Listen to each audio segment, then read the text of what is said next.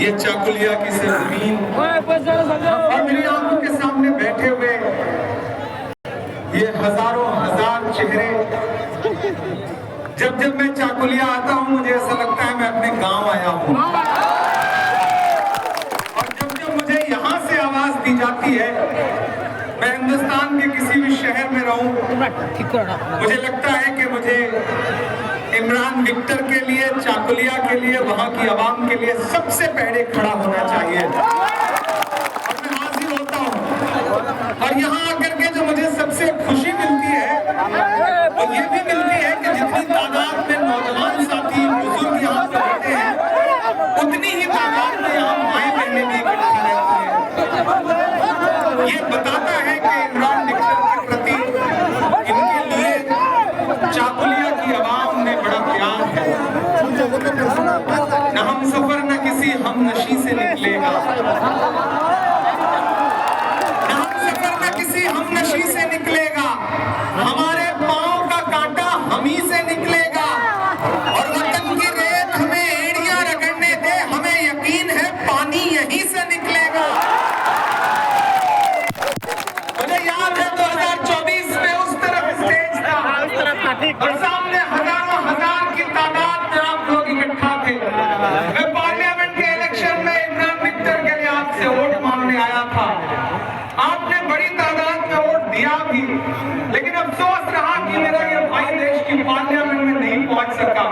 आज वहां जब भी नरेंद्र मोदी सरकार के खिलाफ किसी मुद्दे पर लड़ना होता है तो मुझे उस वक्त लगता है कि काश मैं राज्यसभा में बैठा हूं और उधर लोकसभा में हमारा भाई इमरान विक्टर बैठा होता।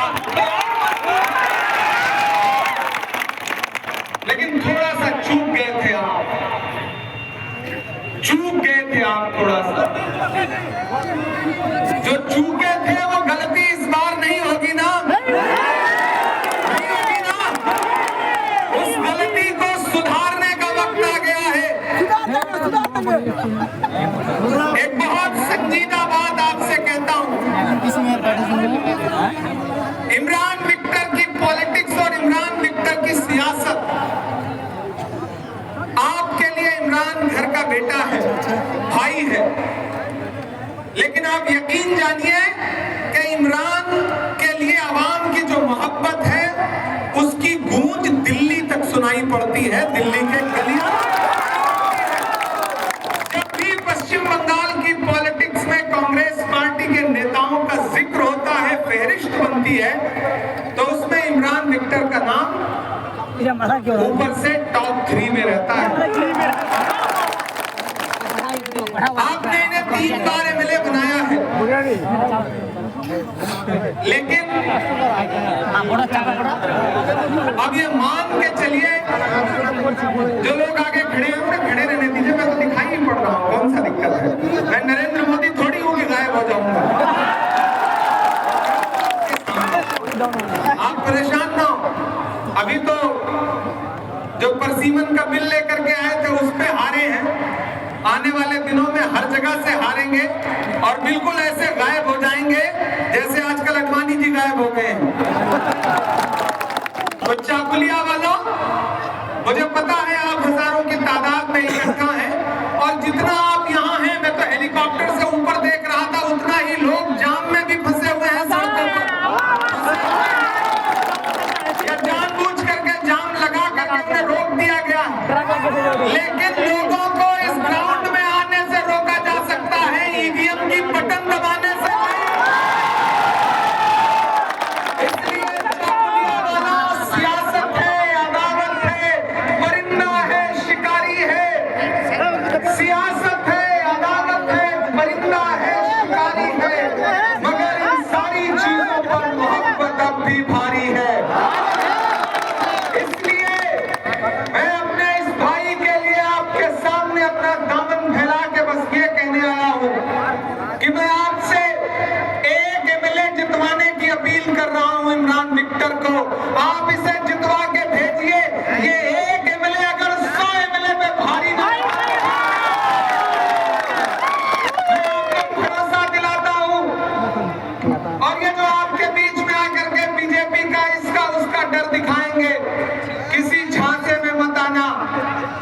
आपने चुन के देख भी लिया है, जिन्होंने आपको भुट्टे के खेत में सोने पे मजबूर किया।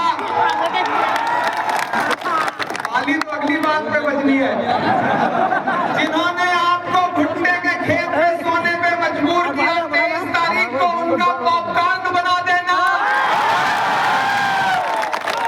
बिल्कुल इस मूड के साथ जाना है बूथ पर कि इस बार कोई चूक नहीं करनी है, कोई गलती नहीं करनी है। किसी ने कहा है बूढ़े भाई नहीं कि आज को हाँ ये जो नफरत की आग है और ये जो हुकूमत जलाने की कोशिश करती है, उसके खिलाफ वीडियो बनानी गर्म इमरान विक्टर है, तो इसका डर बना रहे। मैंने कहा ना, एक बहादुर आदमी की आवाज को पश्चिम बंगाल की असेंबली में पहुंचाओ। मैंने तब भी कहा था कि ये आपके मुद्दे पर यहाँ की असेंबली में लड़ेगा हमारा भाई, और आपको जरूरत पड़ेगी तो इंशाअल्लाह आपके मुद्दे पर ये असेंबली में लड़ेगा और मैं देश की सबसे बड़ी पार्लियामेंट में लड़ूंगा। इमरान विक्टर अकेला नहीं है, इमरान के साथ एक इमरान और खड़ा है। एक और एक मिलकर के 2 नहीं होते, एक और एक मिलकर के 11 होते हैं। समझ रहे हो? तो अगर चाहते हो कि मैं भी मजबूत हूं, मुझे भी ताकत मिले, और अगर ये भी चाहते हो चाकुलिया वालों कि 2029 में दिल्ली में गद्दी पर प्रधानमंत्री बनकर के राहुल गांधी बैठे, चाहते हो ना? चाहते हो ना कि नरेंद्र मोदी को हटा करके 2029 में दिल्ली की गद्दी पे राहुल गांधी प्रधानमंत्री बन के बैठे? अगर चाहते हो तो उसकी शुरुआत अपने घर से करो। इमरान विक्टर को एमएलए बना करके पश्चिम बंगाल की असेंबली में पहुंचाने का काम करो, यहां से शुरुआत करो। क्योंकि इस देश में नरेंद्र मोदी की नफरत की राजनीति का मुकाबला ये छोटे छोटी पार्टियां नहीं कर सकती। अगर कोई कर सकता है तो उसका नाम राहुल गांधी है। याद करो वो दिन 7 सितंबर 2022 कन्याकुमारी में समंदर के साहिल पे खड़े हुए राहुल गांधी बस एक नारा लगाते हुए निकले थे कि नफरत छोड़ो, भारत छोड़ो। मुझे नफरत के बाजार में मोहब्बत की दुकान खोलनी है। मैं चला हूं उनके साथ, गाँव में रहते हैं, हंसी है। ये सारे लोग गवाह हैं इस बात के। इमरान विक्टर भी चले हैं उनके साथ। हम लोग चलते थे, बस एक नारा लगता था कि हमें नफरत के बाजार में मोहब्बत की दुकान खोलनी है। मीडिया के साथी मुझसे कहते थे कि इमरान साहब आप सांसद बाद में हैं, पहले शायर हैं, राहुल गांधी के कंधे से कंधा मिलाकर चल रहे हैं, क्या कहेंगे? तब मैं कहता था कि जो हर जालिम से टकराएगी वो आंधी बनाऊंगा, जो हर जालिम से टकराएगी वो आंधी बनाऊंगा। नए अंग्रेज आए हैं, नया गांधी बनाऊंगा। मेरे भाई, वो आदमी नफरत के खिलाफ लड़ रहा है, वो आदमी नरेंद्र मोदी की उस सोच के खिलाफ लड़ रहा है जो डॉक्टर बाबा साहब अम्बेडकर के संविधान को कुचलने की सोच है, मौलाना आजाद के सपनों के हिंदुस्तान को कुचलने की सोच है, जो महात्मा गांधी की जमहूरियत को कुचलने की सोच है। और अगर आपको लगता है कि यहाँ पश्चिम बंगाल की हुकूमत उसे रोक पाएगी तो मुझे बताओ कि जब SIR में आपका नाम काटा जा रहा था तो यह सरकार रोक पाई क्या? नहीं रोक पाई ना, क्योंकि जो आपके खिलाफ साजिशें किए बैठे हैं वो बहुत बड़े लोग हैं। उनको कोई रोक सकता है तो सिर्फ कांग्रेस पार्टी रोक सकती है, उनको कोई रोक सकता है तो सिर्फ राहुल गांधी रोक सकता है। हम आपको भरोसा दिलाते हैं, आप इमरान विक्टर को एमएलए बना करके असेंबली में पहुंचाइए।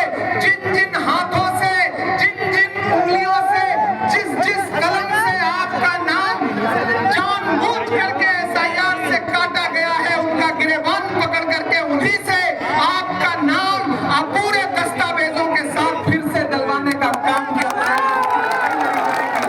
कोई साजिश चलने नहीं दी जाएगी। और ये जो मूरा कुश्ती चलती है ना भाजपा और TMC के बीच मुष्टि को भी समझो, उस खेल को समझो। वो खेल बिल्कुल ऐसा है कि एक आदमी बस में चढ़ा सफर करने के लिए, टिकट बनवाने के लिए जब उसने जेब में हाथ डाला तो देखा तो उसका तो जेब ही कट चुकी थी, पर्स गायब। टिकट कलेक्टर बगल में खड़ा, उसने कहा पैसा दो, उसने कहा साहब जेब कट गई। बोला बहुत लोग आते हैं बताते हैं जेब कट गई, झूठ मत बोलो, पैसा दो वरना हाथ पकड़ के उतार दूंगा। इतने में पीछे एक आदमी बैठा था, वो खड़ा हो गया, उसने टिकट कलेक्टर से कहा आप सवारियों से बदतमीजी से बात नहीं कर सकते, टिकट की बात है, मुझसे पैसा लो, टिकट बनाओ। पैसा दे दिया। पूरा बस के जितने यात्री थे ताली बजाने लगे कि कितना शरीफ आदमी है। बाद में पता चला कि उसी ने जेब काटी थी। बिल्कुल यही पूरा कुश्ती चल रही है, इसलिए इनके झांसे में मत आना। और टीएमसी का कोई मंत्री, कोई विधायक बड़ी बड़ी बात करे ना तो याद रखना कि वो एक इनका नेता एक गाँव में पहुंचा, बोला गाँव वालों चुनाव आ रहा है, आपकी बड़ी समस्याएं हैं, आओ आज सारी खत्म कर देता हूँ। गांव वाले आपकी तरह भोले वाले थे, इकट्ठे हो गए, भुट्टे के खेत से निकल के आ गए। बोला समस्या बताओ। गांव वालों ने कहा साहब यहाँ पे हॉस्पिटल नहीं है। जेब से मोबाइल निकाला, उंगलियों पे पता नहीं कौन सा नंबर डायल किया और लगा फोन पे हड़काने कि इस गांव में मैं आया हूँ, चाकुलिया में खड़ा हूँ, हॉस्पिटल नहीं है, अगर कल तक यहाँ हॉस्पिटल नहीं खुला तो सबको नौकरी खा जाऊंगा। ये कह करके फोन जेब में रख लिया। गांव वालों से कहा देखा 1 मिनट में तुम्हारी पहली समस्या खत्म कर दी, दूसरी बताओ। गांव वालों ने कहा साहब हमारी दूसरी समस्या यह है कि गांव में कोई मोबाइल का नेटवर्क नहीं आता। इस तरह से आपको बेवकूफ बनाया जाता है, इसलिए इस झांसे में मत आना। एक बहादुर इंसान, एक दमदार इंसान और आपके मुद्दे पर लड़ने वाला इंसान इमरान विक्टर है। मैं इस भाई के लिए आपसे अपील करता हूं, इसको जिता करके असेंबली पहुंचाइए। देखिए किसी भी इंसान की पहचान तब होती है जब वो इक्तदार पर नहीं होता, जब वो पोस्ट पर नहीं होता, जब वो पद पर नहीं होता, आप उसे हरा देते हैं। उसके बावजूद अगर वो आपके मुद्दों पर, आपके इश्यूज पर, आपकी परेशानियों में अगर खड़ा है तो असली नेता वही होता है। इमरान विक्टर चाहता तो ये भाई भी कलकत्ता में रह करके अरसलान की बिरयानी खा सकता था, लेकिन इसने कहा नहीं, मैं चलूंगा अगर हमारे लोग भुट्टे में सो रहे हैं और अगर उनके ऊपर फर्जी मुकदमे लगे हैं तो उनके साथ मुझे भी जेल जाना पड़ेगा तो जेल जाऊंगा। नेता ये होता है, लीडर ये होता है। और ऐसा एक नेता सैकड़ों नेताओं में भारी होता है। इसलिए साथियों मैं आपसे लंबी तकरीरें करने नहीं आया हूं, आप मेरे अपने हैं, आपसे मेरा एक जज्बाती रिश्ता है। सीमांचल हो,